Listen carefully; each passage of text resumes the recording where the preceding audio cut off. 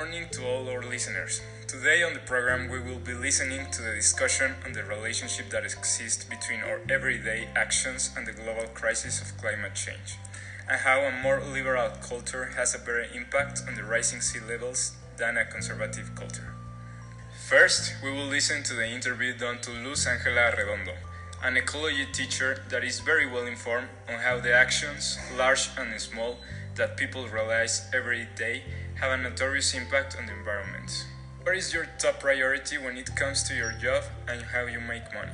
Having a steady path towards your objective or constantly revising how you can change a process with the risk of losing progress? My objectives are clear, but I always do a self-evaluation of my work. I review and change the process if I am not obtaining the result that I need, always including innovation, without losing successful tradition. I have never thought that general well-being and life are less important than an institution's particular interests. I am a passionate defender of life. The governments that sell their forests to international companies for monetary purposes have a short-term vision of the future and are dishonest with the people and themselves. When it comes to a debate situation, do you believe that individual rights, not just to humans but also animals and natural life, to freedom are more important than the protection of a given organization or system? We will reach cash crisis. At this point, money will no longer have a value. It will be weapons, seeds for agriculture, and livable places that will hold such power. By what I have read, in 2050 the planet's temperature will be of 65 degrees Celsius. I think that I can change the world from my own world, in my space of relations with families, friends, students and their parents, teachers, colleagues, the municipality and state. It is wonderful to think about the technologies, knowledge and our advancements in medicine we have achieved, etc.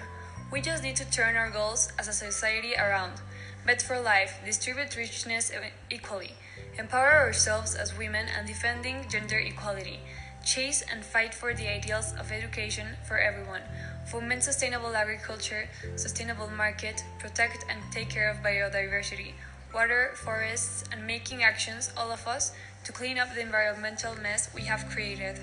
Do you believe there are certain professional decisions or changes that enterprises can make to reduce the possibility of getting to such ecologic outcome? Yes, enterprises should have a compromise today, very important and urgent. We need them in change, but not only them, the government too. The PBI must change for a measurement that indicates the conservation of its species and the life of human beings in their environment in a healthy manner.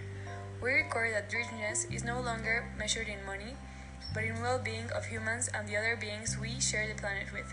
We need a complete interior revolution. What's valuable purpose to you in life, and what do you do to realize it?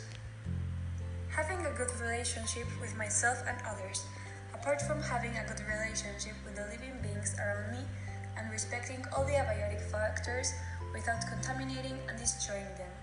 Responsibly using water and disposing of residual waste by separating your 3 Rs, not buying unnecessarily packed products, but only buying what I need to live, etc., are all the rules that we can live by to be more sustainable. Thank you very much for sharing this valuable knowledge and opinions with us. With this information and professional opinions that the teacher Luz Angela Redondo was kind enough to provide us with, it is possible to realize an evaluation of how values relate to conservatism and liberalism, and consequently which ideology approaches more to sustainability. By her answers, we are able to notice how the interviewee has a more liberal ideology than conservative, just slightly. But by her preference in change, her ideology is inclined to this side, and clearly her beliefs are also inclined towards a common goal as a society and humanity, to respect nature and maintain the health of the earth above the individual success of enterprises, which, in the form we currently live, is clearly not a sustainable form of maintaining the planet safe from contamination.